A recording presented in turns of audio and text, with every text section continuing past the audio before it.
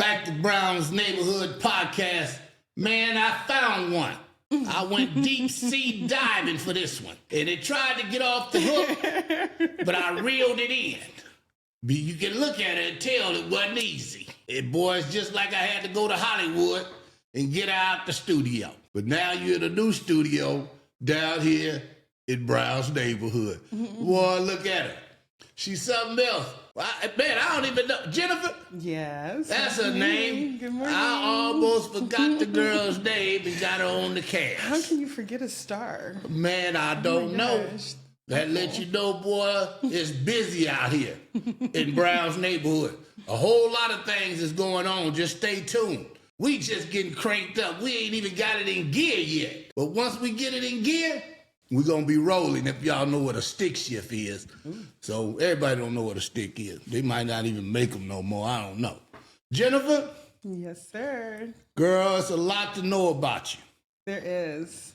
There is. And I want to take it slow. Ooh, I like that. Oh, my God. Lord, Jennifer, I know you do, but we finna find out what you like now. Okay. Huh? I'm ready. Did you grow up in California? I did. You did? You did? Yeah, I did. You was born here? Born here. Boy, I sure hope you act like you born here, because you might be acting like she from Philadelphia or something. No, born where right they don't here. come out when it's cold. Boy, this is new for me. But I'm gonna figure it out. Just like a boxer. You got to figure it out as he go, so he can get him. Jennifer, you were born in, what hospital was you born in? Huntington Memorial in Pasadena. Boy, way down there in Pasadena. Yes. See, she really ain't a L.A. You know, we L.A. bound to city. She from Pasadena, so it's kind of mixed. They got the black folks over there. You know what I'm saying? And she is born in Huntington. You know, over there on what street is Huntington on? I'm not sure. Well, then she didn't stay long. I So did not. I was just born there. that was it. And I was brought back to Ladera Heights. Damn. From Pasadena to Ladera?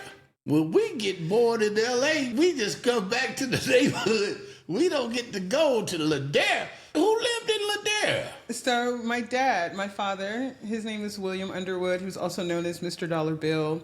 He was the first black man to have a chain of black beauty supply stores here in Los Angeles. Some of his flagship stores was on like 48th and Western. The store on Western and King that's there, that was his original store. Centinela and La Brea, that was his original store.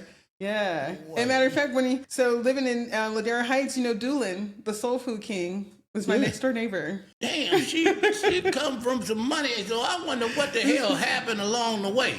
But we're going to find out. So if you was over there in Ladera, yes, what elementary is over there? Parent? Yes, Frank D. Parent. I just drive through Ladera. I just wasn't looking, I just look at the houses, you know what I'm saying? You got to look at stuff before you get one, right? So I ain't saying I'm going up in there, but ain't nothing wrong with looking, you feel me? So you went to Parent Elementary. I did, with a few celebrity children. Tyra Young, Dr. Dre's daughter, was in my class. What? Michael Pagan, he played the son in How Stella Got Her Groove Back. He was in my class. And wait a minute. Didn't I tell you we got a movie star?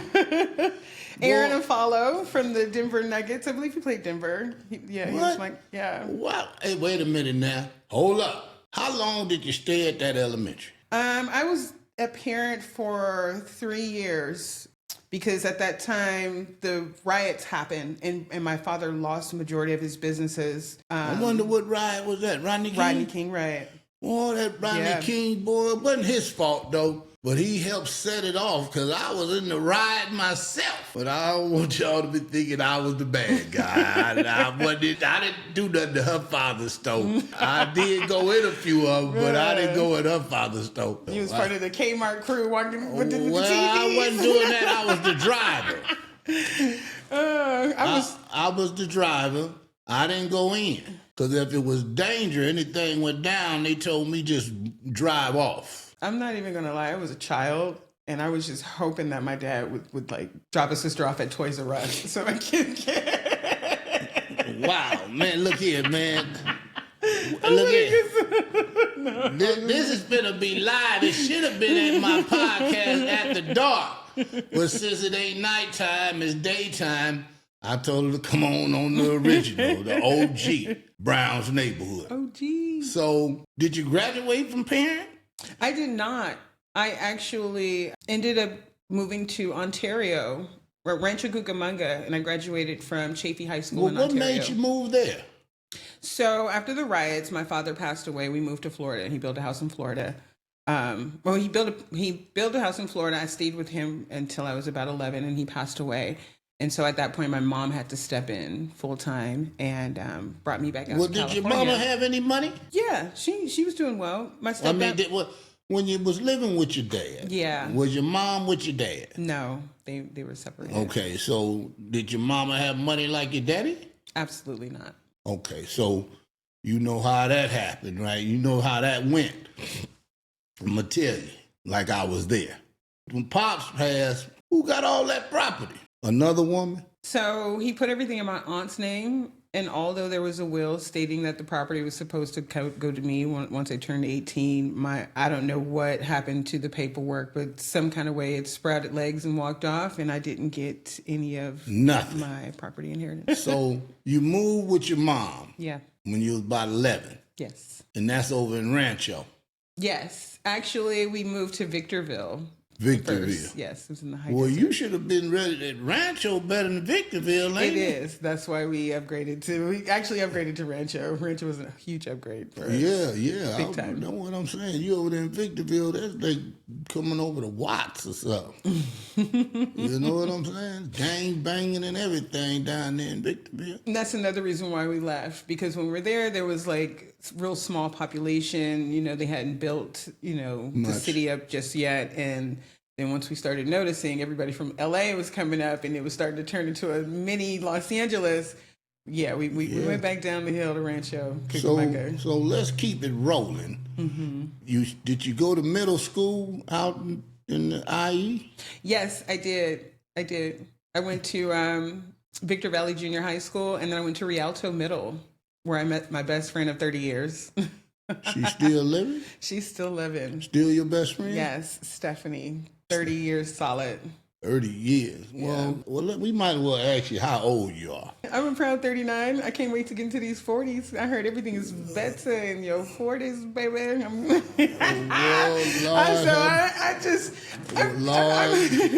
just looking forward to my 40s. Buddha, give me a seat belt. Because she gonna fall out that chair if she keep on, and we don't have chair insurance up in here, baby. You know what I'm saying? You at the Browns Neighborhood podcast, and so you graduated.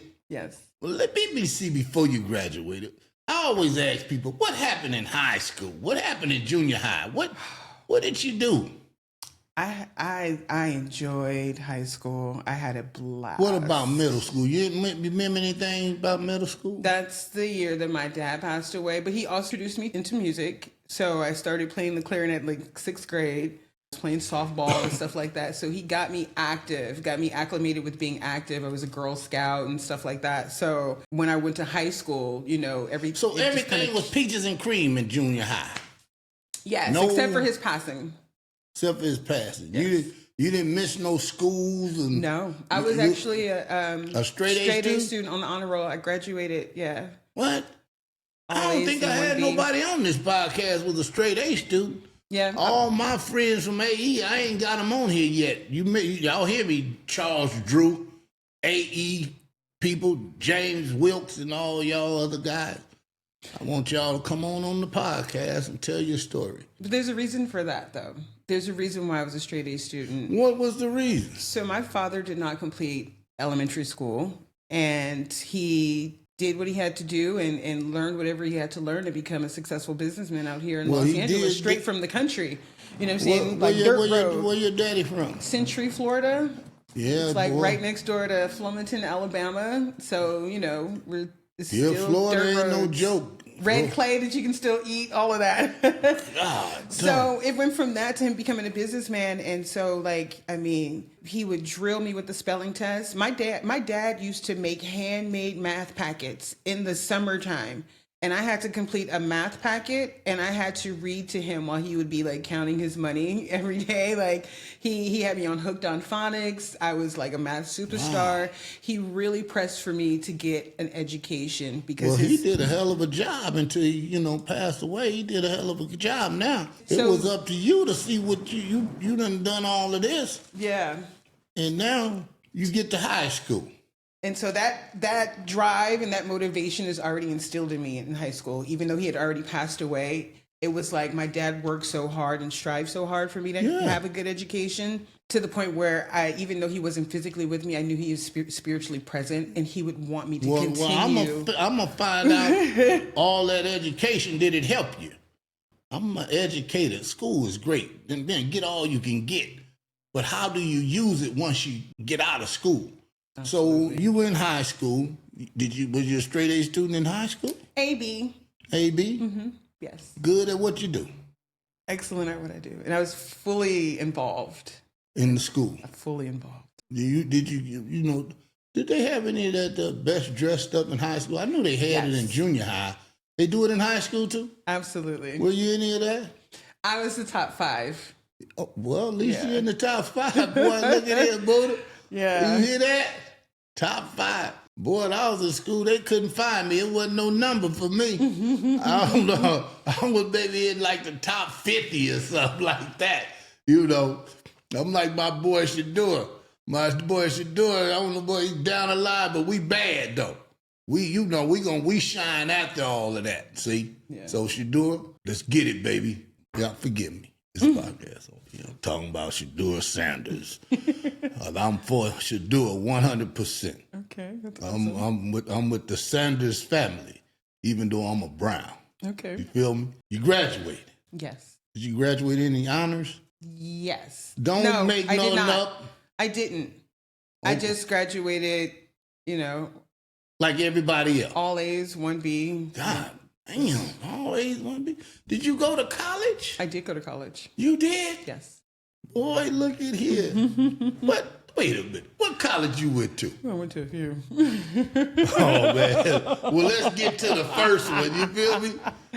So the first college I went to, I actually went to the Fashion Institute of Design and Merchandising right here downtown Los Angeles. Oh, yeah? You ever heard of that, Buddha? Merchandise marketing. You ever heard of that, Buddha? Yeah, I heard of it. Open your mouth then. Don't go to shaking your head at me like the people could hear that. You feel me? Right. So you went there. Yes. How long did you do over there? I did a year.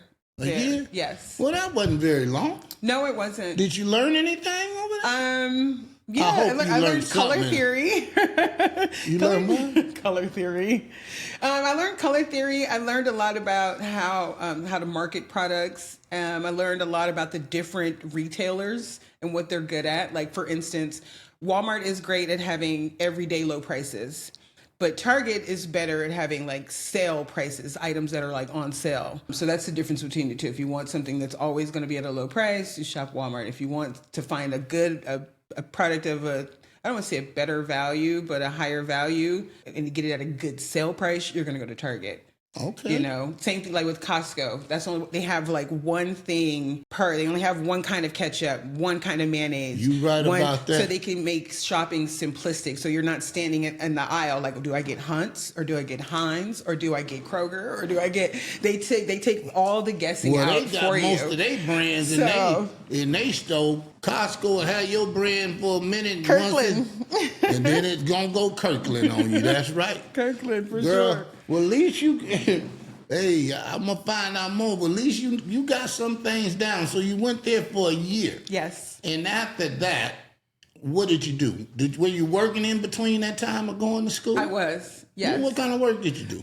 So I landed my first job at 18 at a job fair, actually at FITM, which is the Fashion Institute of Design and Merchandising. And I started working What's the name of that place? Fashion Institute of Design and Merchandising. But what was that other word? FITM. FITM. So FITM is like what? A business? It's the acronym for the Fashion Institute of Design and Merchandising. Because see, when people listen at this, does it right? An acronym or like abbreviation? Well, we ain't finna get in that English right now. That was my worst subject. But I'm glad you're saying this stuff, because see, some of these people know if you know what you're talking about. Right. And my sidekick, he's saying, yeah. You know what I'm saying? So at least you ain't lying to me, because some of these people get on there trying to lie, and I figure it out. And I don't want to have to tell them, you're lying. You know what I'm saying? Because see, this ain't like Shay Shay, This is real. You know what I'm saying? I'm not saying my boy Shay them lied, but when you come down to the neighborhood, they gonna try to pick your brain. So you was doing pretty good, girl. Yes. You know what I'm saying? My thing is, after you left the fashion world, you look like you still got a little fashion. You got your hairdo looking pretty cool. I'm glad you did. You gonna come on the Brown's Neighborhood Podcast. I don't want you to come up here looking bad, because if you looking bad, you make me look bad. Absolutely. You feel me? I'm trying to step up, man. I'm trying to get to the top. You know what I'm saying? I don't like being down at the bottom. You know what I'm saying? Even though I have been a scavenger for a while, I get everything everybody else don't want. But I'm trying to, move on up. You feel me? So, you feel me? I do feel you. All right, talk back to me. Only was at that school for a year. Yes. And then what happened? I started working for a company called Illuminations, candle company. And as I was doing that, I was living in Rancho Cucamonga, and I was taking the train downtown to Fit'em, and then I would take the train to Pasadena, and then I would take the train back to Rancho. God, dog, why you didn't get no car? I did end up getting a car. I did. Did you have a license? I did. A lot of people drive with no license, so I have to ask. I was driving since I started driving at 15, and I got my license at 17. Yeah, well, perfect driving test too, by the way. Not trying to brag, but like behind the wheel, it was perfect. Well, she seemed like she want to be perfect, but like I said, you young ladies, y'all got to get a vehicle. You know what I'm saying? My parents wanted to buy me a car. They wanted me to drive a Bug or like a Beetle or a Honda, but because I was so accustomed to driving their luxury cars, I was like, you're gonna put me in a Honda. So I went and I bought myself a Lexus IS 300, a yellow one that I saw in a Penske commercial. I found the owner and I bought it. Here we go again. That's my car. And I want to send out a message to my people. Please don't live above your means. Just, she already young. She young. Why do you have to go get a Lexus? The job ain't that solid, is it? Well, at the time, I had received an inheritance that my dad had left me. Oh, so you gonna blow the inheritance money? No, actually, I invested it. I took it out, and I took out a portion, and I blessed my family with some money, and I purchased me a car. Oh Lord, here we go. I have to look out for my mom. Yeah. Well, that I ain't gonna don't deny the mama, but you gotta make sure you got your thing right so you don't sink. Absolutely. You can't just get the money and start off. Here you go. You go. Next thing you know, you're gonna look in your kitty and ain't nothing in it. No, I reinvested that money. Okay, well, and how old were you when that happened? 18. You young. You ain't know too much. Nothing in there. 18? Man. I wish I knew what I knew now when I got that money. I know you do. Woo! That's why I'm trying to say what I'm saying. You young folks, you're going to college. Please don't go get all them credit cards in college, and then you run up them credit cards and you can't pay that money back, and you're getting the student loans. Boy, you're going to mess your credit up before you even get out of school. So I just wanted to put that on the record. But now you get this inheritance money. You got you a car. Yes. When you got the car, what were you working at then? When I got the car, I was still working for Illuminations, and then Illumination, was that a good job? That was a candle company. Yeah. It was good. So it was an excellent candle company. Oh yeah. How long you stay there? I stayed there for a few months because the commute. Months. Yeah, the commute from Rancho and so LA. What happened after that? So after that, I was like, well, I decided to figure out, like, what do I really want to do? And, growing up in the beauty supply stores, my mom, she had her own salon attached to the 48th and Western location. So she did hair and nails for over 20 years. So even at the riot, it was still going? No, this was before the riots. Okay. And so I kind of grew up around the beauty industry, and That's right. I was, and in high school, I was a cheerleader. I would do the plays, I was in chorus, choir, whatever you want to call it. I was a competitive, semi-competitive hip hop dancer, or I competed. So I had to learn how to do my own makeup, and I would do the girls' makeup. And so I remember riding in the car. I remember like this was yesterday. We were on the 15 freeway passing the Ontario Mills, and I was having this conversation with my mom. And I was like, I really want to be a makeup artist. And I was telling her I want to be a makeup artist. I want to travel. I want to get paid. I want to I want to get paid for the travel. I want my clients to pay for that. I want them to pay me well. I want to be, kind of like in the industry. And so I shortly after that conversation, I found a makeup school that was attached to my apartment complex in Rancho. She had a storefront unit. And so this woman, her name is Lebec DeWeese in Ontario, California. I love you forever. You're my angel, my godsend. I swear to God, this woman took me by the hand and taught me everything she knew and turned me into her protege. While you was learning the makeup game, were you still kind of working to keep you some income coming? Yeah, I was working at Dave & Buster's at the Ontario Mills. Dave & Buster's, okay. Yeah. Well, that's cool. You got to work. You got to work.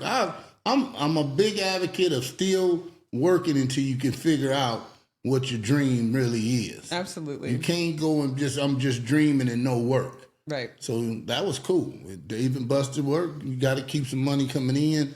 So how long did you stay at that beauty school? I started school in March of 2005, not 25, 2005. And then I graduated January of 2006 and started doing an internship with her right away. She was the key makeup artist for this hair product called Rusk. You can find it in CVS and Walgreens and stuff like that. And so I started doing hair shows with her, doing the makeup for the hair shows, in New York at the Jacob Javits Center, here in Long Beach. So you was grooving. Yeah. You was grooving. Boy, look at here. I tell you, this story sounds real good. The car's rolling. So now you doing these shows. You still know how to do this makeup and stuff now. Yes. So what happened after these makeup shows and all of that? So I wanted to work for MAC Cosmetics, just so I can develop my craft. Where was that, at Macy's or something? Yeah, they had them at Macy's, Nordstrom's. I was aiming for the one at the Grove in LA. I actually ended up working for Nordstrom's at the Grove, but I didn't make it to the MAC counter, unfortunately. And so as I'm on my journey trying to get into this company that I really wanted to work for. Why you didn't make it to the MAC place?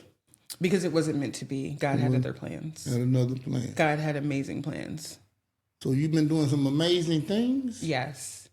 So God put this pressure on me to move and leave California and move to Florida. I had no idea why. I just know that my dad's side of the family was there and I wanted to change. And I did that. How old were you when you did that? I was 20. 20. And I Girl, packed up my car and I drove to Florida. It actually took me a while. I endured a hurricane there. I ran out of gas money. My engine light came on. All kind of crazy stuff happened. Look at here. You, man, that's like taking off on the wild side. You got to make sure you got some money, don't you? You know what? Well, so what ended at least a credit card where you can keep getting some gas. Well, what happened is I had State Farm as my insurance, and as I'm in the process of leaving, getting ready to leave because I gave all my furniture away. God told me give it away. I'll give it back to you, and I'm like, okay, Lord. So I let go of my furniture, and then right before I leave, State Farm sends me this check for being a good customer or being a good driver. And so I was able to use that check and use that money as, to go across the country. Well, you had to be a little more solid than what you were doing, but you made it to Florida. It's about God though. It's different because I wasn't doing it on my own. It was God led and God ordained, so therefore He provided.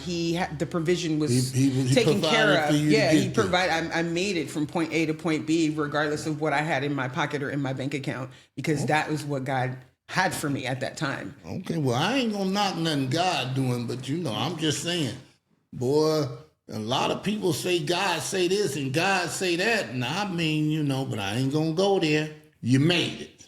I made it. And once you got there, what did you do? I made it to my family's house, and I got into a fight with my family, and they put me out as soon as 2 days after I arrived. You done got to the family's house. Yeah.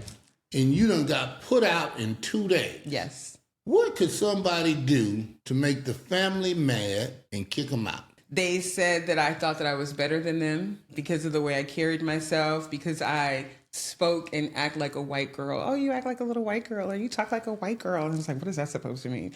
So they just gonna kick you out because the way you talk. Because or was you acting? And how and what the material things that I had, and my dad, like he was if anybody needed anything, everybody went to my dad for everything. My dad was the anchor for the family. They knew that he had the finances to take care of everything. And so because I was raised a certain way, like you can't fault me for my parents providing a certain lifestyle for me. It's not what I asked for. It's just what I got. I'm grateful that I got what I got at the time that I was being taken care of, because once he passed away, a lot of that, stopped immediately. Did you know this family that you went to? I did. I spent every summer with them. I, as a child, I would spend summers with them. We'd go fishing and dig up worms and go shoot squirrels. So they already knew you. Yeah, they already knew me. But because there was a seed of jealousy in their heart, they tried to get into an argument and turn it around on me. And I'm like, everything that I get, or like, I always try to bring you guys along. Hey, come with me to go experience this. Come with me. What are you doing? Let's go. Let's do this. I'm not asking you to bring your money. I just want you to come have a life experience with me. But that got twisted to me thinking that I was better than them. Now we just in the 20s. You doing it. You moving and grooving in your 20s. So now they kick you out the house. Yes. You 20 years old. You in Florida. Yes. Where did you go from there? So I ended up going to go check out this apartment complex that I saw online while I was still in California. And so I go to this apartment complex and wait a minute. You went to check out apartment complex like what? So I went to go check out this apartment complex that I saw online while I was still living in California. Okay. And so I get to this apartment complex. Mind you, I don't have any money for the apartment. I'm just going to go check it out and see what's going on. I meet this amazing woman named Danielle, and she invites me, if that was on a Tuesday, she invites me to church on Wednesday. That Tuesday, when I actually went to go see the apartment, was the day that I ended up getting kicked out. And so I stayed in my truck. I had a Mercedes truck at the time. And I stayed in the truck. Wait a damn minute. You drove a Lexus to get there. No, I drove a Mercedes. I left my car with my mom because it was paid off, so she didn't have to worry about a car. So you got rid of the Lexus. Yeah. And now you're in a Benz. Yes. Boy, you moving and shaking. You're only 20 years old. God, dog. Okay, you stayed in the Benz. And I go to church the next day, and that was the first time that I met God. Like, for sure met God. Well, you already been talking to you because they told you to go there. I mean, I was completely paralyzed. Like I couldn't move out of the chair.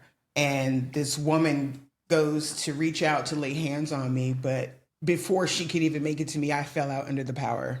And so right before I arrived to Florida, it was like God was wanting me to pray in the Holy Ghost. And I was like, I've never prayed in tongues before. I've heard good things, bad things as a child about it or whatever. But I kept having this desire to want to pray in this heavenly language. And so after I get up off the floor, everybody comes to pray. And she's like, there's somebody here. Like, it's been on you. You've been wanting to let it out. She's like, we're in corporate prayer right now. This is your time to let it out. And so I held hands with my brothers and sisters of the Lord, and I prayed in tongues for the first time, and it felt so liberating to let out what I had been feeling that whole entire time. So with that being said, I just developed this really strong relationship with God. I started to hear him clearly. He was moving in my life. His works were evident in my life. They had a mat counter there. They hadn't had. I want to know, where did you go that day? At church is over. You done got the Holy Ghost. Where did you go from there? So Danielle, her and her husband Ken, Danielle and Ken Leggett, they actually took me in and let me stay with them for a while, for a few days. And then I went back to church with them, and they said, we need to introduce you to this lady named Mika. It's Mika. Mika's so cool. You're going to love her. And I'm like, okay. So I meet Mika. They're like, Jennifer, this is Mika. Mika, this is Jennifer. And she was like, you need a place to live? I said, yeah. She said, okay, you come live with me. Just like that. Boy, and I lived with this woman for 2.5 years. I never paid rent, and I worked for her, and she paid me. And I lived with her for free. And what kind of business she had? She, at the time, she was working at a gym, and her husband was selling insurance. And she told me that they had really been struggling. But that first year that they took me in, that was the first year that her husband had made were you doing? 6 figures because they blessed me. Well, what kind of work were you doing? So, because she worked at the gym, I started working at the gym. I actually started taking spin class. And once again, I was still searching for work, trying to get into the mat counter. And I actually finally got in to the one there in Pensacola, Florida. It was inside of a Dillard's. From there, so Mika was working on becoming a bodybuilder. And she needed someone to do her makeup for the competition. And so I started being her makeup artist for the competition. And then it went from me doing her makeup to her, getting clientele and training others. And then me doing makeup for other women, other competitors. I did like bikini and figure and, bodybuilding and stuff like that. And so, I started traveling and doing makeup for bodybuilding competitions along the Gulf Coast. So you're doing all of that. You're only about 21, 22. 21, 22-year-old boy. You experiencing a whole lot of things, boy, which is okay. What happened after that? Did you ever get your own place or you just kept living with them? I did. So I started working for AT&T corporate, and I had quit MAC Cosmetics because I had already built up solid clientele. And so I was still doing makeup for myself, running my own business, doing the competitions or whatnot, or doing birthday parties, or like I just had a client that wanted me to do her makeup every Friday so she can go out. And so like I built up a solid clientele to where I could leave the counter. And so I started working for AT&T corporate, and I made a lot of money. And after my first year of working part-time for AT&T, I was able to get my own place and buy another car. What you was doing with all this money you making? Spending it, saving it? What you was paying doing? bills. I went from being homeless, and I didn't get it wasn't like I was making that much money. Like my first year in Florida, and mind you, I'm coming from living in my car. I only made like $10,000. Then the next year I saw a $10,000 increase. Then the next year I saw another $10,000 increase. And like literally God increased me every year. I watched him increase my income from nothing to, I'm at 27 and I was almost making $80,000 a year. I stayed in Florida till I was 27. And so you were just working in that line of work up to 27. Yes. I had a few jobs. So I always worked for myself. I always did makeup. That was that. Like no matter what was happening, I always had that going.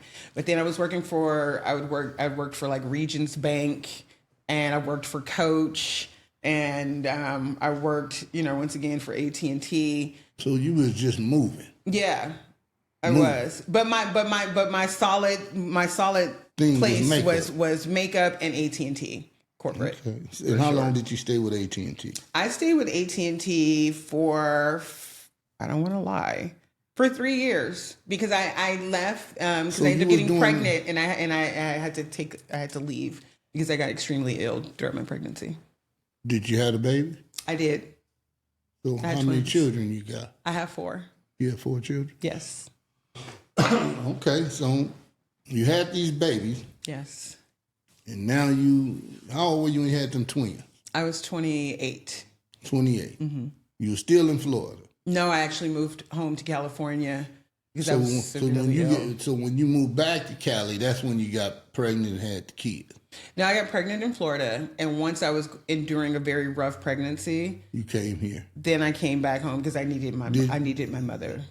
Well, what about the man that got you pregnant? He came with me. He did? He absolutely did. He packed up that car and he drove with me. Well, that was good. That was good. Yeah. So you would, and then you was doing financially pretty okay. At the time, it was challenging because I was only getting, I was getting money from work, even though I wasn't working. Right. It wasn't short-term disability. So were y'all living together? We were. My family ended up buying a house from Berry Gordy in Woodland Hills, and so we lived in the Woodland Hills house. When you moved here? Yes. Boy, y'all was making some money. You moving Woodland Hills. Yeah. Who was making all that money to be up in Woodland Hills? So it's a cousin's uncle, one of those type situations. Yeah. And you and the man moved to Woodland Hills? Yes. Man, look here. Right off of Winnetka, right there. Boy, only thing I seen with Woodland Hills when I was going to LA Valley College, maybe driving the neighborhood, about all I seen in Woodland Hills. So you in Woodland Hills. Yes. You had your 2 children. Yes. You got your man with you. How long did you stay with the relatives? Until the father of my children called the police and lied and said that I had hit him while holding my twin son in my hand. This stuff gonna get real funky, y'all. So we done made it back to Cali, and evidently, if the man calling the police that you did what? That I had hit him while I was holding my twin son in my hand, in my arm, which was a complete lie. Well, why he call the police anyway? We did get into a heated argument. My children were not present. They were in the house, but they weren't present. The house was big enough. There was 2 sides. They were on the other side of the house.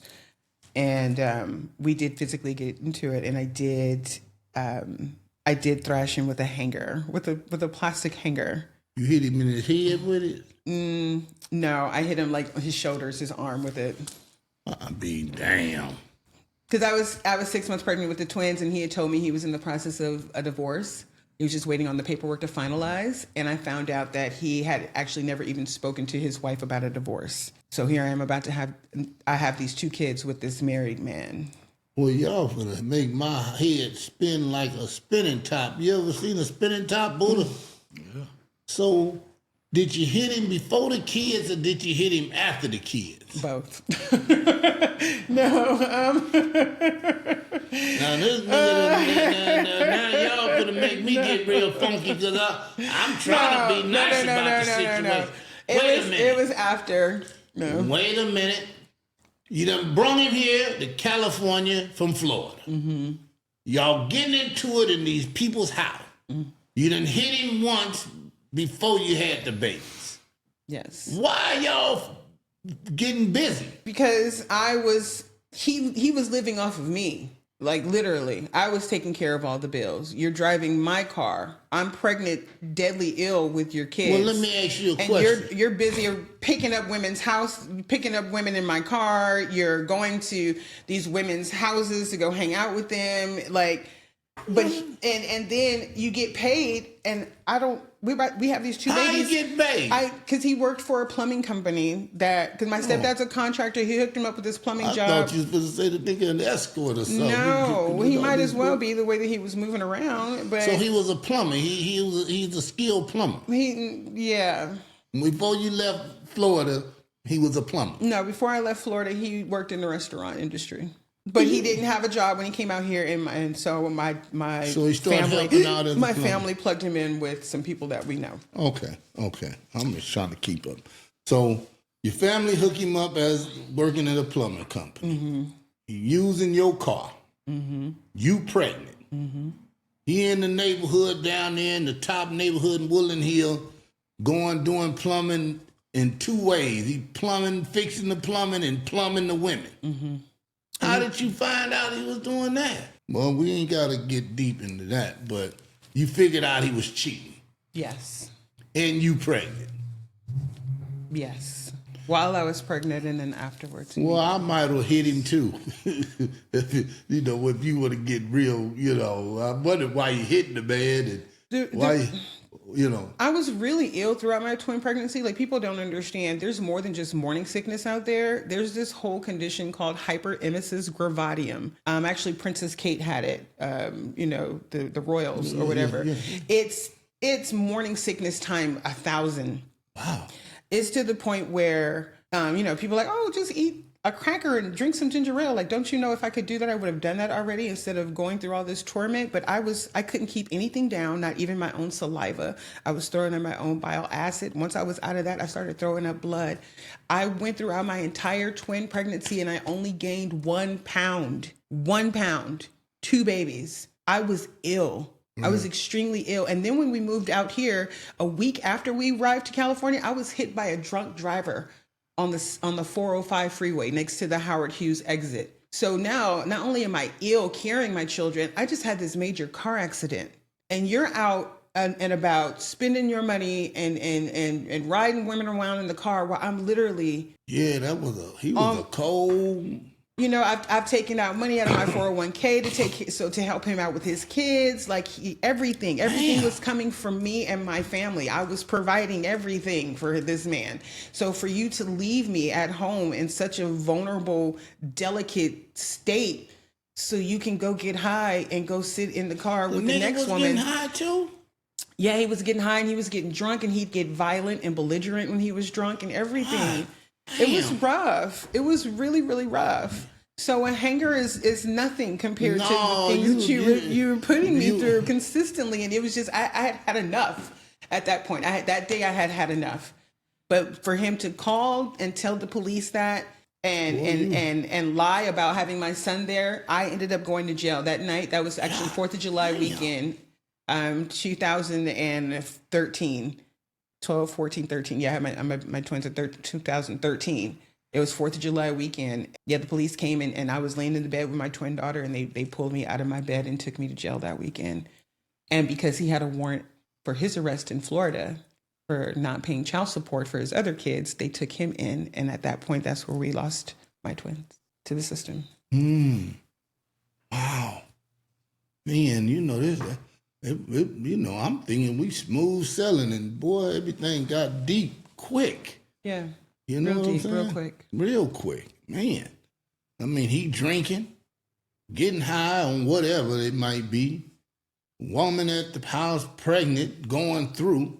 Next thing you know, they calling the police that you done hit him, and they took you to jail. Yes, man. I'm trying to. Good Lord. So they put the kids in the system. Yeah. How much time did you do? I didn't do time. I was out before the weekend was over due to the lack of evidence. So now you got to go through a whole lot to get your kids back, Yes. Actually, I was living in the Valley and my children were in Hesperia at the time. And it was a 3-hour drive there and back for every visit. And I was actually on my second pregnancy. I found out right before I wonder why they moved the kids so far away. I don't know. But I was pregnant with my third child by him. And I was driving back and forth to Wait a minute. Hesperia. Let's slow it down a little bit. Let's slow it down. Shh. You make me want to cuss. You done had twins and then that happened. And now you get out and he get out. And y'all back together? No. Well, how you get pregnant if you ain't back together? I got pregnant prior to us separating. So you had the twins, and you got pregnant at that time. When it was smooth sailing. Well, it wasn't smooth. No. Because if he was doing all what he was doing, so wait a minute, you messing my mind up. How old the twins? How old were they when you got pregnant again? 6 months. Okay, so he was working real fast. He ain't let no time get in between. You waited till 6 weeks. He started, working on the system again. It was more like the same day, but that's another conversation. The same in the hospital. The same day you had the babies? The very next day, while I was in the hospital bed. He want to have sex and you just had the baby? Absolutely. That nigga was crazy, wasn't he? I mean, damn, you ain't no healing. You just had these babies and hey, come on, He couldn't wait to get back. I told Buddha to get that damn seatbelt, man. Look here. He couldn't wait. He was like, it's been too much time. Them kids is out. They wasn't out but a day. That was enough for him. Apparently, he was like, "Yeah, as long as they out, I'm good to go. We good to go." Boy, look at here. Only in the neighborhood. This kind of stuff is what Brown's neighborhood is all about. I'm telling you, man. So, how long did you stay in the hospital?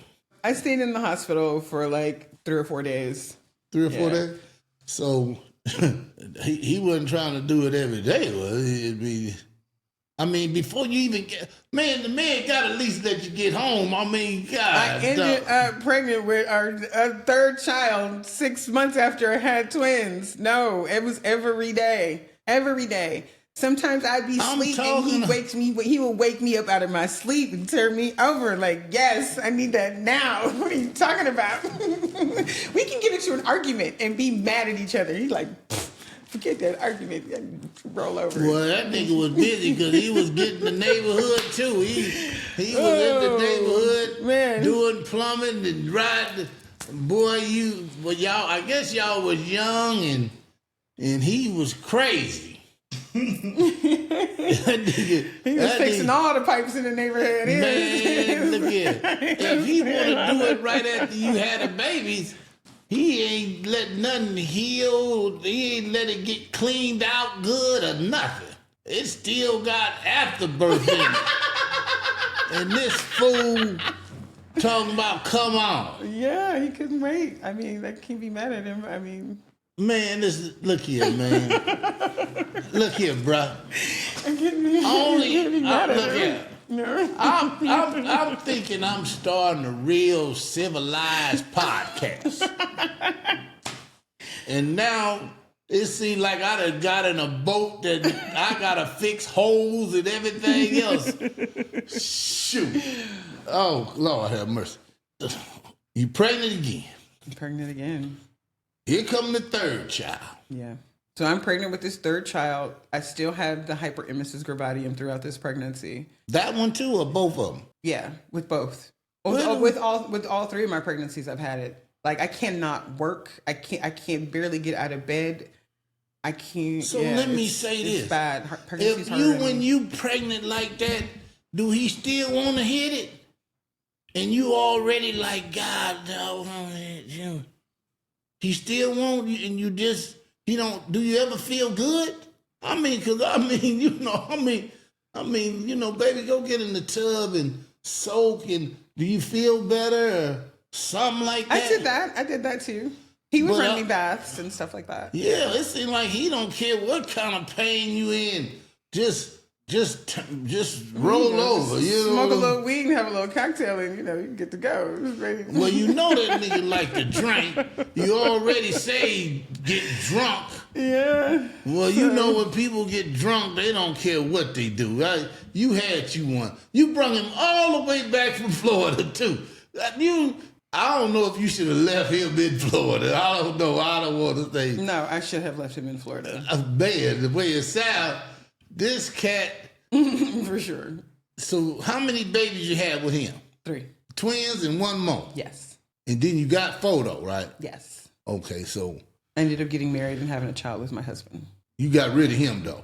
Oh, absolutely. We're still cool. We're still friends, I mean, man, shout out to the father of my children. Yay. Where he live now? He's in Florida. He went back.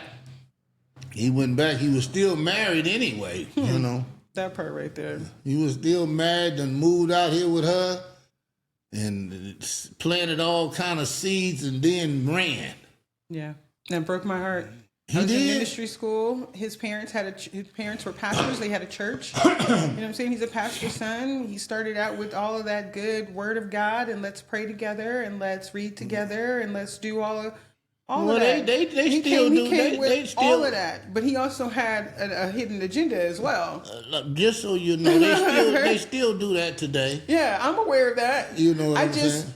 me coming from a good place with a open, honest, transparent heart, you know what I'm saying? I wasn't expecting. So let me ask a question to get before the train keep running, because we make few stops. When you met him, did he tell you he was married? No, he told me he was in the process of getting a divorce. Well, that's telling you he married. He said he was just waiting on the paperwork to go through. Well, he was still married. Yes. But I understand. But he said they were separated. They were legally separated. And this is before I got married and all that other stuff. So I didn't know all the terminology or like, oh, okay, you're in the process of the divorce. You're separated. You're not with your wife. So now you had this third baby. What made you leave? Made him leave? Well, after we went to jail, in order to get my kids back, first off, my family was not going to let him come back into that house with me. And then second of all, I couldn't stay in that house anymore because the cousin that I lived with was on probation.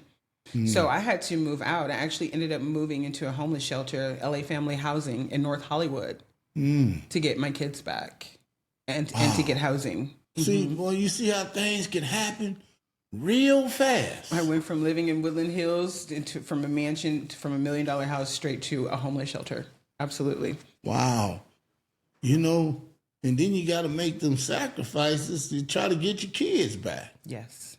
So, and how old were you when all that going on? I was 20.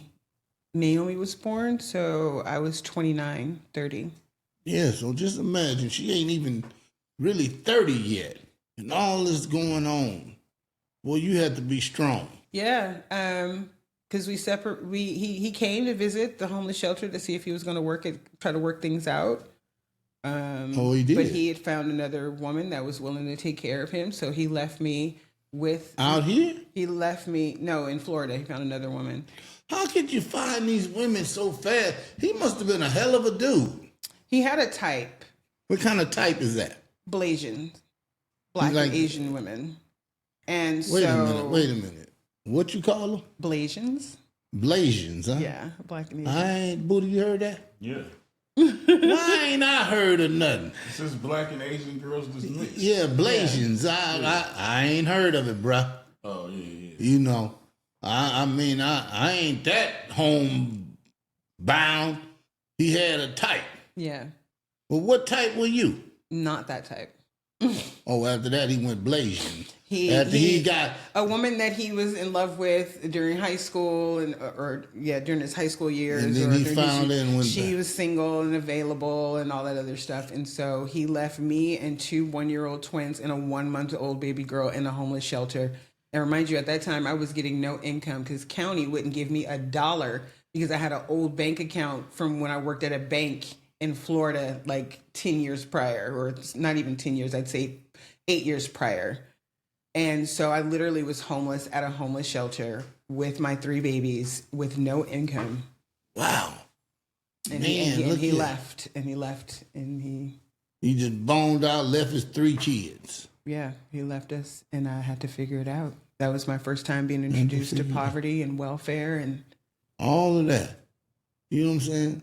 But you was a good-looking lady. I'm sure back then, you look nice now. You know how to fix yourself up.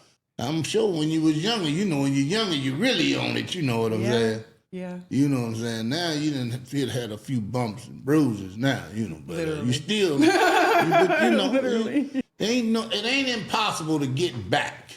Right. Now, it's going to have to get this right here, but I don't know where that, because we ain't finished. This would be like a part 2. Right, I gotta